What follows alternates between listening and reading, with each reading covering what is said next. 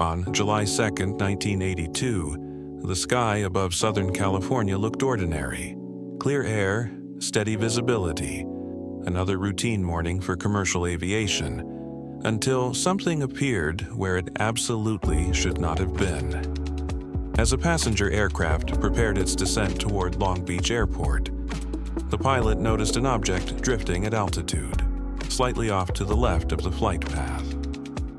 It was too slow to be another plane, too erratic to be a helicopter, and far too deliberate to be dismissed as debris. For several long seconds, the cockpit crew tried to make sense of what they were seeing, because the shape ahead of them did not match any category in aviation manuals, emergency checklists, or radar training simulations. Then came the radio call that would freeze an entire control tower.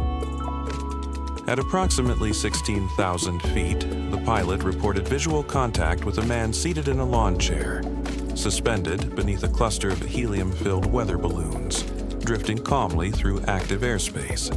No distress signal, no transponder, no flight plan. Just a human body floating where only trained aircraft were meant to exist.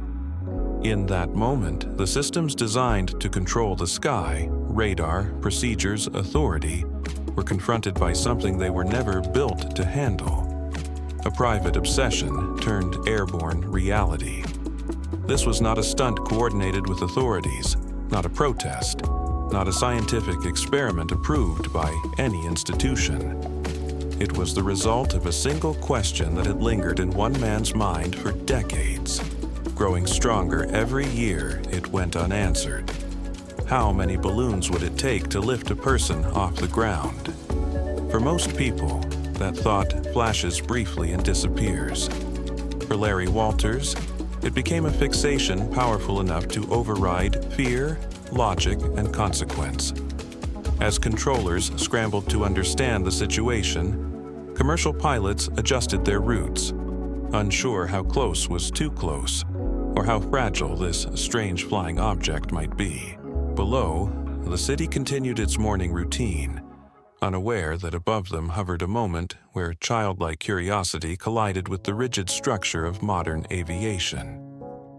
What unfolded next would leave regulators embarrassed, experts stunned, and the public divided between laughter and disbelief. This is not just the story of a man who flew using balloons and a lawn chair.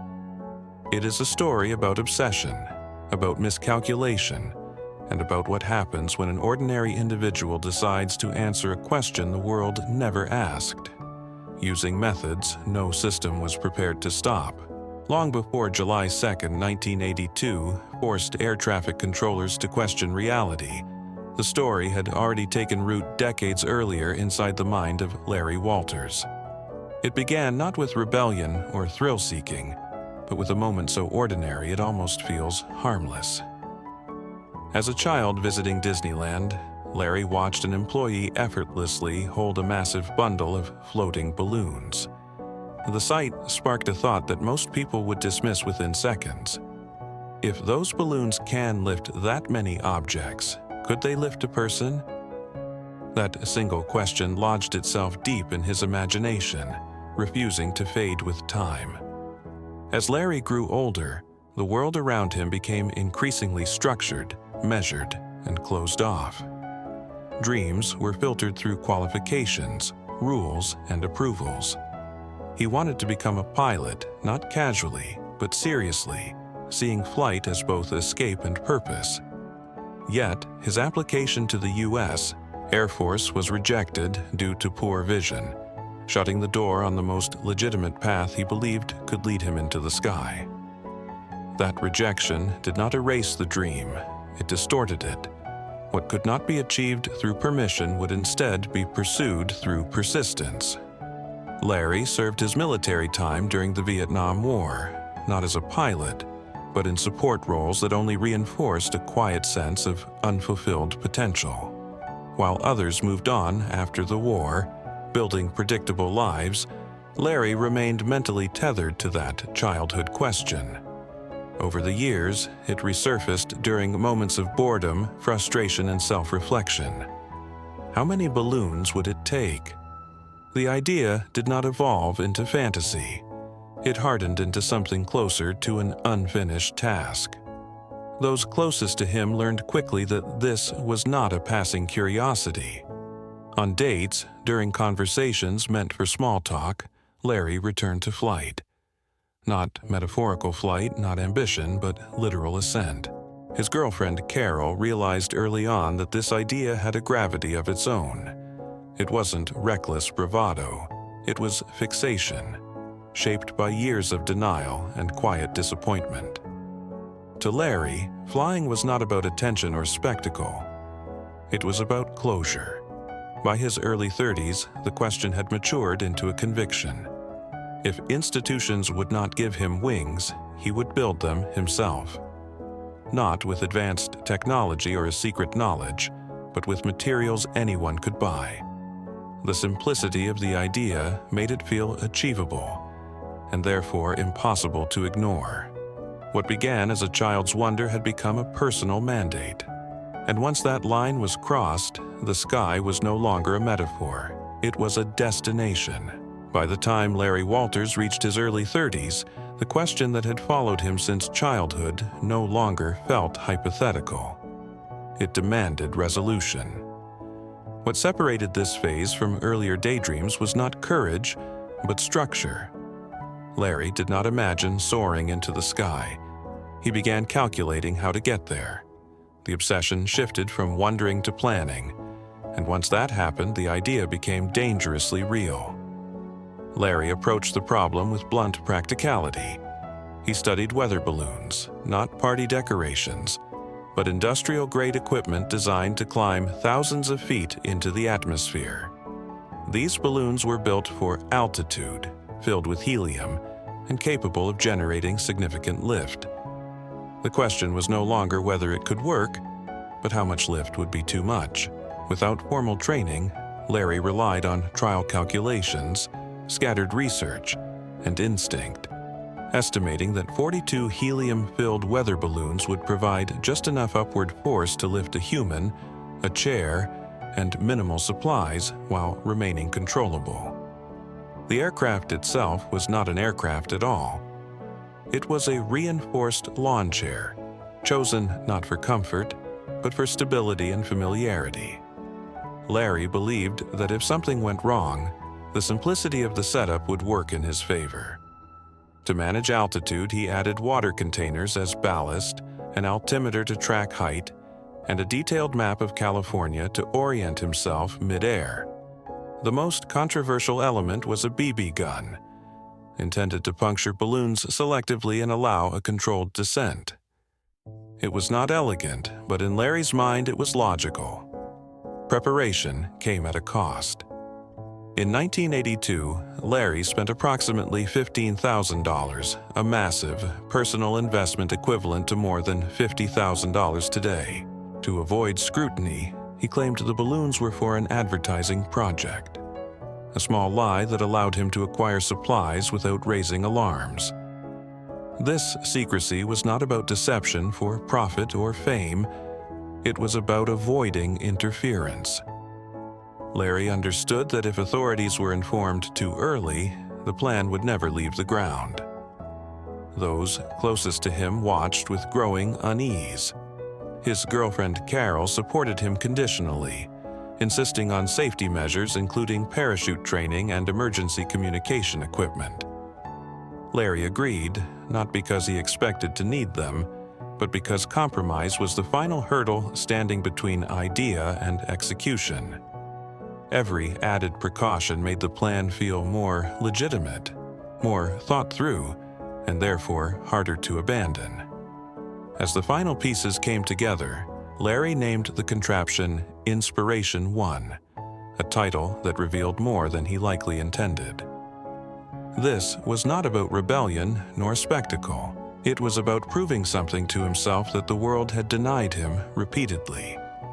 In his mind, the risks were calculated, the variables manageable, and the outcome predictable. What he underestimated was not the equipment, but the margin for error when human determination collides with physics. By the eve of launch, There was no dramatic countdown, no audience, no second chances. The fantasy had fully transformed into a plan, and once a plan exists, the most dangerous thing a person can do is believe it is already under control. The morning of July 2nd, 1982 arrived without ceremony. There was no crowd, no countdown, no sense that history was about to be made. In the backyard of his girlfriend's home in Southern California, Larry Walters sat strapped into Inspiration 1, surrounded by 42 helium-filled weather balloons straining upward, already signaling that the calculations might not behave the way they had on paper. The plan was simple in theory: rise gently, stabilize at a modest altitude, drift inland, then descend slowly using ballast and controlled balloon release. Everything depended on a calm, measured ascent. What happened instead unraveled in seconds. To prevent premature liftoff, the chair and balloon rig had been tethered to a vehicle using multiple ropes. The intention was to release them one by one, allowing the system to ease into the air. But when the first rope was cut, the upward force revealed itself instantly. The remaining lines snapped under tension, and Inspiration 1 surged skyward violently, pulling Larry up before his body or mind could fully register what was happening. There was no gradual transition, no chance to recalibrate. The ground dropped away with startling speed, and control was lost before it had truly begun. The force of the ascent was so abrupt that Larry lost his glasses within moments, a small detail that quickly became a serious problem. Depth perception vanished, visual clarity disappeared, and the carefully packed instruments now felt distant and unreliable. The chair continued climbing, faster than anticipated, pushed by both excess lift and shifting winds. Almost immediately, another flaw in the plan revealed itself. Instead of drifting toward the desert as intended, the wind carried Larry westward, toward open water. From the ground, panic set in. Radio communication crackled with urgent pleas for him to descend. From the chair, however, the emotional landscape was different. Fear existed, but it was tangled with exhilaration. Larry was airborne. The childhood question had finally been answered, not in theory, but in reality. Below him, rooftops shrank. Streets became lines. The city unfolded in silence, and for a brief stretch of time, the risk felt justified by the view. As altitude increased, so did the consequences of miscalculation. The ascent rate far exceeded expectations, climbing hundreds of feet per minute. Larry was no longer hovering at a controllable height. He was being carried upward by momentum he had not planned for. The idea of firing the BB gun to reduce lift crossed his mind, but the chair lacked restraints. One sudden movement, one imbalance, and he risked falling entirely. What had seemed like a clever control mechanism on the ground now felt dangerously impractical in the air. Below, radio chatter intensified. Above, the temperature dropped. Larry's hand stiffened as cold air replaced adrenaline. The moment he had spent years preparing for had arrived, but it was unfolding on terms no one had rehearsed for. And as the wind shifted once more, carrying him back toward the city, it became clear that this flight was no longer about proving a point. It had become a test of whether improvisation could survive where planning had failed. As Larry Walters continued to rise, the environment around him shifted from uncomfortable to hostile. The air thinned rapidly, making each breath more deliberate, more effortful. Temperatures plunged well below freezing, numbing his hands and dulling sensation. What had begun as an improvised flight now pushed into conditions normally reserved for pressurized aircraft. At roughly 16,000 feet, Larry was no longer just a curiosity drifting above a neighborhood. He had entered controlled airspace, a zone governed by strict rules, constant monitoring, and zero tolerance for unpredictability. Inside Long Beach Airport's control tower, confusion turned to disbelief. Commercial pilots began reporting visual contact with something that radar could not classify. When controllers asked for clarification, the answers sounded absurd even as they were spoken aloud. A human figure seated in a chair, suspended beneath balloons, drifting through approach paths. There was no protocol for this, no checklist titled Civilian Balloon Chair Intrusion. Aircraft were rerouted, descent paths adjusted, and controllers worked to prevent a situation that could escalate from bizarre to catastrophic within seconds. Up in the chair, Larry was only partially aware of the scale of the disruption he had caused. His radio crackled with voices, some panicked, some professional, some simply trying to understand whether what they were hearing was real. Volunteer radio operators monitoring open frequencies joined the conversation, attempting to assist, advise, or at least confirm that the man floating above the city was conscious and responsive. The sky, usually a space of order and separation, had become crowded with human voices all focused on a single, unpredictable object. Larry now faced a decision he had postponed for years. To descend safely, he would have to use the BB gun, but firing it meant shifting his weight, lifting his arms, and introducing instability into a system that already felt precarious. The chair had no harness, no safety restraints. One wrong movement could flip him forward, turning a controlled descent into a free fall. Fear competed with urgency. Every minute spent rising increased the risk, not just to him, but to the aircraft circling nearby. As his altitude peaked, the physical consequences intensified. His fingers stiffened from the cold. His thoughts slowed slightly as oxygen levels dropped. This was no longer about answering a childhood question. It was about survival. Carefully, deliberately, Larry raised the gun and fired at the outer balloons. One burst, then another. Each pop echoed louder than expected, followed by a brief, terrifying sway of the chair as lift decreased unevenly. The balance he feared losing wavered, but held. After several balloons ruptured, Larry paused. The chair stabilized just enough for him to check the altimeter. The numbers finally began to fall. He was descending. Relief washed over him, but it was fragile. During the maneuver, the BB gun slipped from his lap and vanished into the distance below, eliminating any further ability to adjust lift. From this point on, gravity, not planning, would determine the rest of the journey. Below, controllers watched the slow descent with cautious optimism. Aircraft resumed more predictable patterns. The immediate danger of mid-air collision faded, but one final threat remained. Larry was descending toward a densely populated area, where power lines, buildings, and narrow margins replaced open sky. The crisis had moved from airspace management to ground-level consequence. He had escaped one disaster only to approach another. As the city rose to meet him, one truth became undeniable. The sky had tolerated Larry's presence only briefly. What happened next would decide whether this story ended as an unbelievable footnote or a fatal lesson written into aviation history. With the BB gun gone and no remaining way to adjust lift, Larry Walters could do nothing but wait. The altimeter confirmed a steady descent, slow enough to feel survivable, fast enough to leave little room for error. From above, the city expanded rapidly. Rooftops sharpening into individual houses, streets resolving into intersections and then into obstacles. The greatest danger was no longer altitude. It was what waited at ground level. Ahead of him stood power lines, stretched across a residential neighborhood like an invisible trap.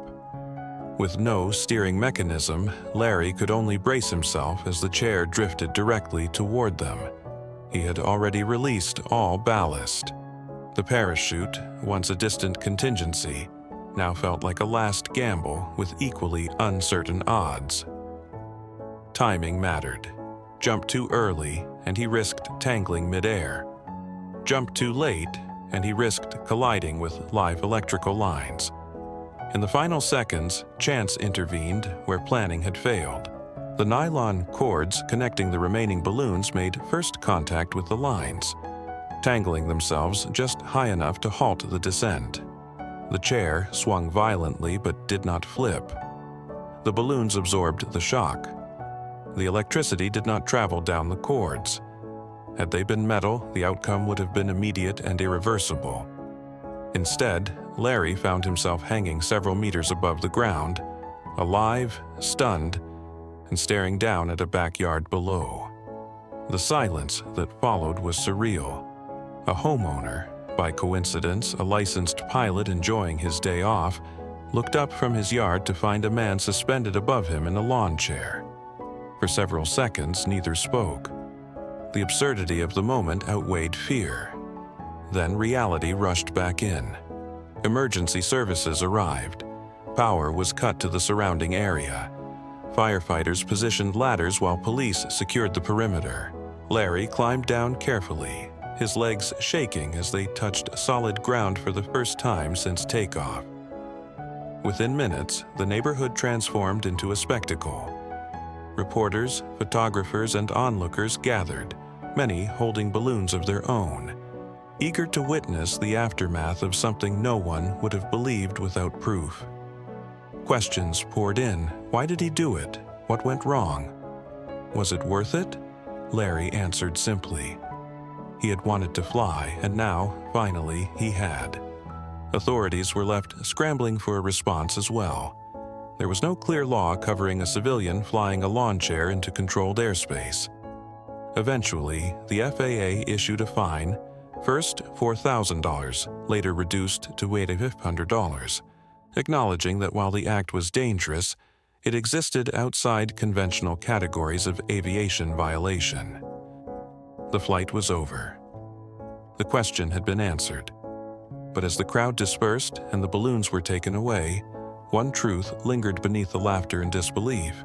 Survival had hinged not on design or courage, but on coincidence, and coincidence, unlike obsession, cannot be planned. In the days that followed, Larry Walters became an unlikely national figure.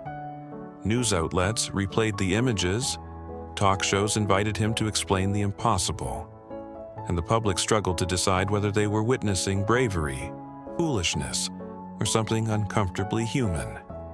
The man who had floated through controlled airspace in a lawn chair was suddenly everywhere, reduced to headlines and punchlines that never fully captured what had driven him upward in the first place. The official response was restrained. After brief confusion, regulators settled on a penalty that acknowledged danger without precedent. An FAA fine reduced to $1,500, quietly admitting that the legal system had no clear definition for what Larry had done. There was no license to revoke, no category to enforce. The sky had been violated, but not in any way the rules had anticipated.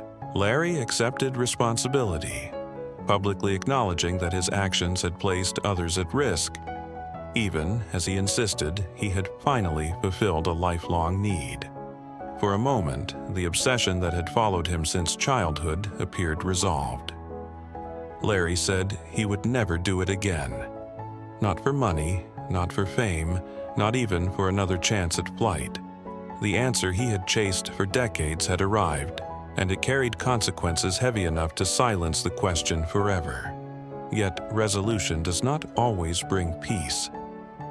In 1993, more than a decade after the flight, Larry Walters died by suicide.